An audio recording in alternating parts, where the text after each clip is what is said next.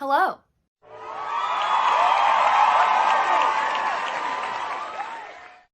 Howdy. My name is Dakota Avellino, and this is my project for Honors English 11. The book project that we have been, waiting for a few months, or a month or so. I'm really excited for it. The only person that should be watching this is Miss Evans, and if you see it, and you're not, please go away. I don't want to be embarrassed by this video. Today I'm going to be doing a review / summary on the book Ugly Love by Colleen Hoover.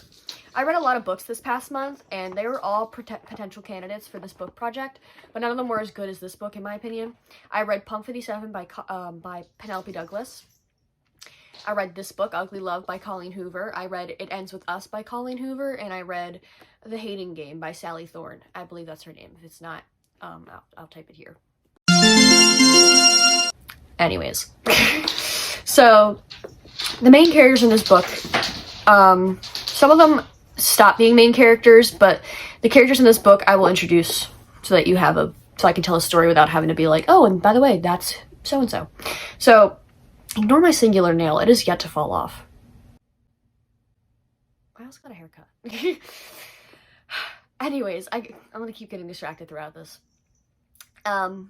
Tate Collins is our main character, main female protagonist. Although her name is Tate, she is a girl.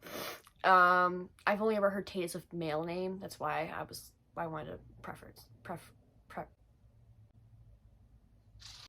You know what I'm trying to say. The male protagonist is Miles Archer. Tate is a nurse who's going to school to get her master's in nursing, and Miles is a pilot. Tate's brother is named Corbin, and he is also a pilot, and Miles has a friend named Ian, who is also a pilot. And then Corbin and Miles share a friend named Dylan, who is also a pilot. And Dylan stops being a main character like halfway through the book, and you'll find out why. He's kind of a dick. I believe that's all the main characters, besides like, Tate and Corbin's mom and dad, maybe. But they're only there for like a little bit, so. Anyways, let's get into the review and summary. Starting off, I rate this book a 10 out of 10. Yeah, it is amazing. It's a romance book, and romance books usually have tropes, and this one is like friends with benefits to lovers, so like friends with benefits friends with benefits where like they're just having sex and there's no strings attached, to falling in love type story. Spoiler alerts are gonna be there's gonna be a lot in this video. So if you plan on reading this, I recommend you don't watch it. I mean, I know Miss Evans, you gotta watch it, but yeah. So look at how beautiful the cover is too. Isn't this pretty? It's so pretty. It's blue, and I love the color blue. I think that's why. Hello. I think it's why I like it a lot too. So Miles is a really uptight character. Uptight? Is that the right word? I don't know. He's very, the book describes him as tormented and secretive, and that is the best way to explain it. This man is sad, and you don't find out why for a while. This book is written where it's like chapter by chapter, it's a different perspective. So like the first chapter would be Tate, and the second chapter would be Miles.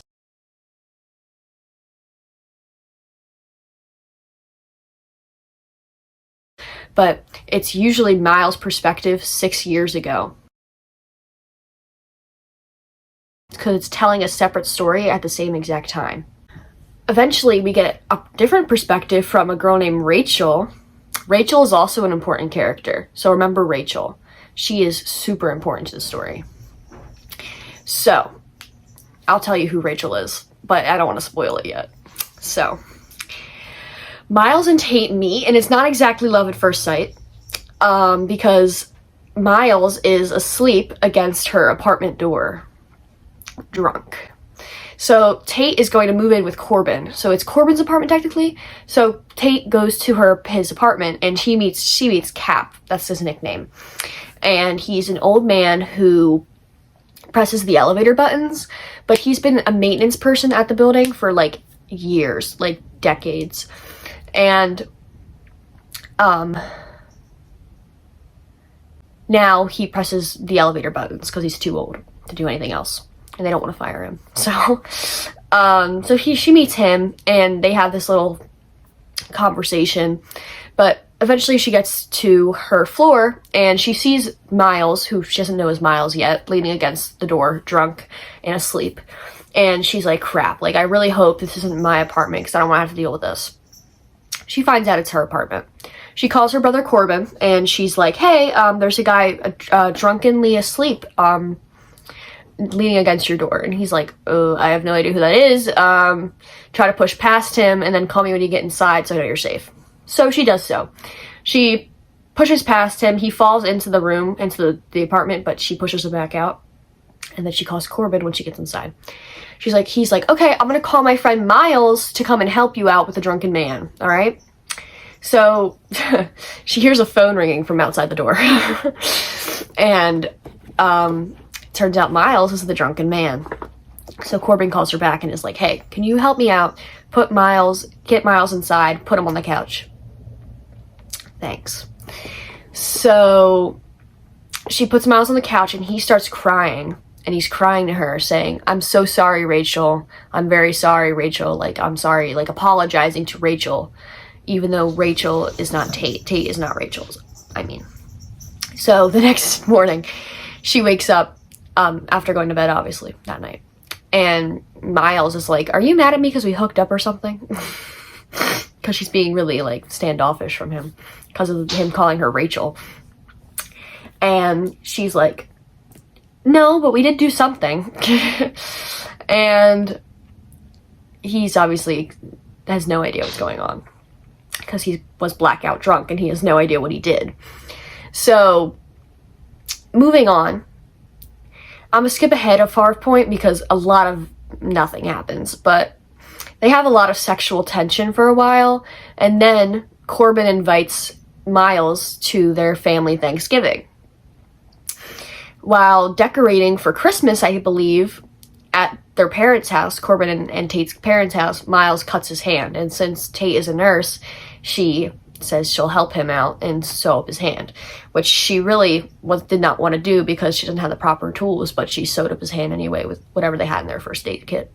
Anyways, while in the bathroom doing so, Miles pushes her up against the wall and kisses her passionately. Very good kiss, apparently, due to the description. Like, Tate was head over heels for this man already because of the way he kissed her. Like, it was, like, the description of this kiss, magnificent. They pull away, and they don't talk about it. But then, in the middle of the night, they're both in the kitchen together, and he puts her on the counter and starts kissing her again, and her dad walks in. It was really funny. The next thing that happens is them discussing a friends with benefits relationship. And Miles has 2 rules, and he says that she's allowed to have rules too, but she can't think of any at the time. But his 2 rules are, don't ask about my past, and don't expect a future. Meaning, don't ask me what happened before I met you, and don't expect me to date you and love you in the future. Which Tate is upset about, but she doesn't admit it, because she actually really likes him. But she's willing to settle for just having sex with him. Oh yeah, I probably should have mentioned this book is 18+, and I read it anyways, so. The reason why I mentioned Dylan was because he is overall a dick. And they meet first, Tate meets him first in the elevator on our first day, and he tries to hide his running ring from her, like putting his hand in his pocket, and starts flirting with her. And when he's at Corbin's apartment, like when they're watching a football game, like Ian, Miles, Dylan, and Corbin, like she continuously flirts with her. And at one point Miles pulls him away and is like, dude, like, back off. And like, they stop being friends with Dylan because of this, because he's so disrespectful to his wife. Meanwhile, from Miles' perspective of 6 years ago, I didn't mean to say 8, I meant to say 6. We find him meeting a girl named Rachel. He goes down to the main office at his school one day to hand in attendance, because apparently that's the thing people used to do. Like, you didn't just do it like, I know obviously they didn't have computers forever, but like I didn't know you had to like walk down to the office and deliver it, but whatever. I never knew that was a thing. Anyways, so the principal's like, hey, before you leave, can you walk this girl down to Mr. Clayton's room, because that's where you're going anyways. She's new. So it's this girl named Rachel who's apparently really pretty. She's got like red hair, green eyes. She's pretty. So he's like, yeah, and he meets her and he's already head over heels for her. Mind you, this is 6 years ago, so he's like a senior in high school. He's like 18, meaning he was 20, he's 24 like present day. So he walks her down and he's texting his friend like, oh, I'm gonna make her fall in love with me, she's gonna have my kids, like all that stuff. So the plot twist is, turns out his dad's new girlfriend, Lisa's daughter is Rachel. Wow. So they could end up becoming step-siblings, and they really both like each other. Ruh-roh, they become step-siblings. So they decide, okay, before we're gonna be in a relationship before school ends, and when school ends, we cut it off so we can go our separate ways. And they're like, fine, but we have to make rules. And their rules are, don't have sex and don't expect anything after the time is over. They break both rules. Because Rachel ends up pregnant. Rachel is pregnant and she has the baby, and they name him Clayton because it's a boy, and they name him after Clayton, like Mr. Clayton, their teacher where they first met. And there's a big plot twist. Big O plot twist. Back to Tate present day storyline. She begins to fall in love with him, and she keeps trying to find out more about his past and asking him questions and asking him, like, at one point she's mad at him and she's like, who is Rachel? And he's like, don't ask me that. He said, you have one rule, you have two rules, and you're breaking the first one right now. Like, you need to stop. And so I will tell you what happened. So Clayton, Rachel, and Miles were on their way home from the hospital after Clayton was born, and they got in a car accident, and they ended up in a lake. Miles saved Rachel, but he couldn't save Clayton.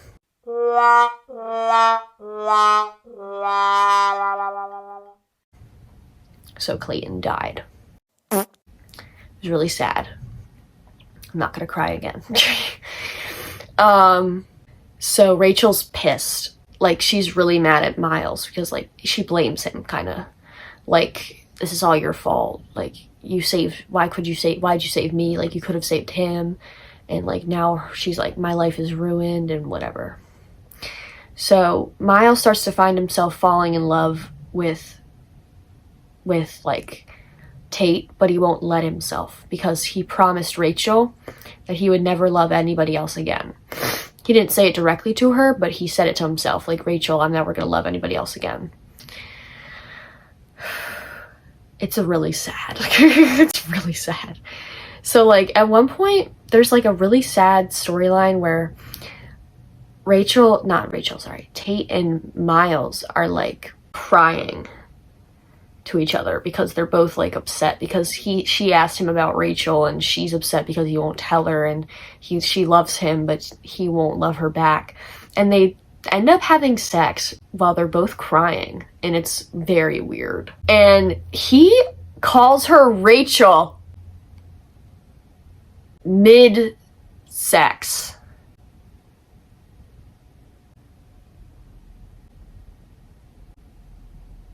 Blink, blink. Like, I was like, whoa. I was freaking out. I was like, are you serious? Like, imagine.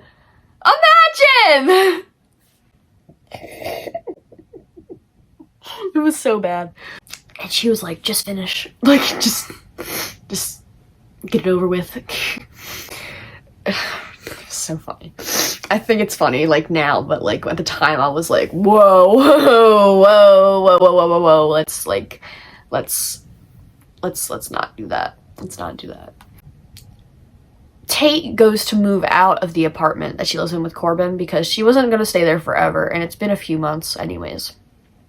Throughout the story, it's like past, it's like a few months, I think. Or maybe a year, I forget. And she goes to move out, and she's like, she stops herself, but she wants to do it. And she ends up going to Miles' apartment. She knocks on the door, and he opens it. Like, she's like, I'm gonna wait 10 seconds. If he doesn't open it after 10 seconds, I'm leaving. 7 seconds in. I remember the number so specifically because I reread that part of the story recently. 7 seconds in, he opens the door. And she's like, hey, I'm moving out. Like, goodbye. And he says, goodbye, Tate. Goodbye, Tate. Like, doesn't pull her in like, hey, I love you. No. Goodbye, Tate. Goodbye, Tate. Goodbye, Tate. Like, what? I don't know. Anyways, Ian is in the apartment, and he's like, dude, I can't believe you just let her get away. And he's like, he's so mad at him. And Corbin's mad too. Corbin comes and knocks on his apartment door, and we see this from Miles' perspective now, because it goes from being Tate's perspective of knocking on his door to Miles' perspective, present day. Because we've only ever gotten Miles' perspective 6 years ago. Now we have Miles' perspective present day. And he's like, great, I have to shut her down again. Like, I don't want to do this again. And he's like, I want to love her so bad, but I just can't. Like, I can't let myself love her. Because he's like so scared of what happened to him before with Rachel happening again, pretty much. So Corbin knocks on the door this time, but he doesn't know that, and he punches him in the face. I mean, like, as he should, like, pow, pow, pow, pow, pow. You know, like, do it, man. And I think he goes and talks to Cap, who's known him his entire life, we find out. And Cap is like, what if you find out that Rachel has been fine these past 6 years, and you've been worrying about it? Like, you've been worrying about how Rachel is, and you've been worried about betraying her, but she's been fine. What if she's fine right now? And you've been letting yourself just be in pain. And when he said that, I was like, whoa, man. Like, whoa. I gotta find the, like, chapter where it says that. It says, you believe you took away that girl's chance at happiness, and until you confront that past, you won't ever move forward. You're gonna be reliving that day every single day until the day you die, unless you go see for yourself, unless you go see for your own eyes that she's okay. Then maybe you'll see that it's okay for you to be happy too. That's what he says. So, it's such a good book, bro. Such a good book. So he goes to visit Rachel, and after Clayton died, Rachel and Lisa moved back to Arizona, where they were from. I forgot to mention that. So he goes to Arizona, finds Rachel. Rachel's living with a guy named Brad now, and they're married. And he goes there, and she finds out that Rachel's okay. Rachel's been okay for the past 3 years since she's met Brad. She wasn't okay for 3 years, but now she's okay. And she has a daughter now named Claire, which is what they were going to name their son Clayton if it was a girl. I believe the name was Claire, yeah. So I may be wrong on that, but I believe, I'm like 99% sure it was Claire. And so then he goes back to, when he finds out Rachel's okay, he kisses Rachel, which is weird. But when he finds out Rachel's okay, he goes back to San Francisco. And he finds Tate's address from Corbin. And Corbin punches him in the face again when he tries to get it. And he falls asleep outside of her door, waiting for her to come home. And it's been I think 2 months or something, or like a month or something. And when she gets home, she wakes him up, and he's like, can I come inside? I really need to pee. That's all he says. And she's like, fine. So he tells her a little bit about what happened. Like, I had a girlfriend named Rachel, and we had a baby, and the baby died. And that's why I won't let myself love you. But then he lets himself love her. And that's not how the book ends, but it gets better. He 6 months into their relationship, they go on an airplane ride, taking Cap up in an airplane ride. And for the first time, he's never been on an airplane or something like that. And they see the sunrise from the sky, because previously in the book, she had asked them, like, what's it like seeing the sunrise from the sky? And he told her, you have to see it for yourself. So he took her up into an airplane and showed her for herself. And then after Cap gets off the plane, when they land, he proposes to her. He asks her to move in with him, and then he proposes to her. 6 months into a relationship. Like into an official relationship. And she says yes, of course. And then they vaguely, like, they don't say, like, they don't describe it, but they're like, oh, they had sex on the plane. Like, it was really funny. Like, it was like, it literally just said, like, it says, Miles, she whispered against my mouth, teasing my lips with hers. I've never made love in an airplane before.